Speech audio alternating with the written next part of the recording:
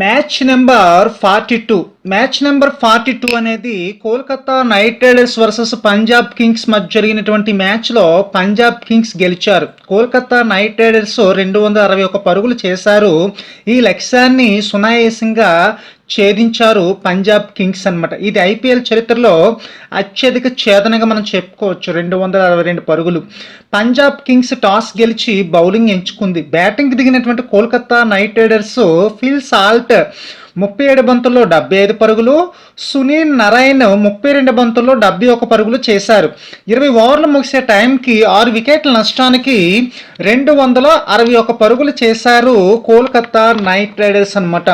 Punjab Kings బౌలింగ్లో హర్షదీప్ సింగ్ 4 ఓవర్లు వేసి 45 పరుగులు ఇచ్చి 2 వికెట్లు తీసుకోవడం జరిగింది.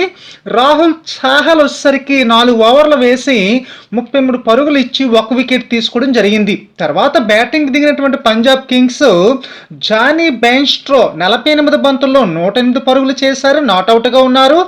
శశాంక్ సింగ్ వచ్చేసరికి 28 బంతుల్లో 68 పరుగులు నాట్అవుట్గా ఉన్నారు. 18.4 ఓవర్లోనే అత్యధిక పరుగులు ఛేదించారు. 2 వికెట్ల నష్టానికి 262 పరుగులు చేశారు, గెలుపొందారు.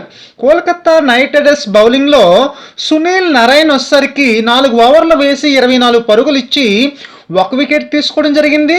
రమణదీప్ సింగ్ వచ్చేసరికి 4 బాల్ వేసి 9 పరుగులు ఇచ్చి వికెట్ ఏమీ తీసుకోలేదన్నమాట. ఇక ప్లేయర్ ఆఫ్ ది మ్యాచ్ వచ్చేసరికి జానీ బెయిన్స్ట్రోకి ఇవ్వడం జరిగింది.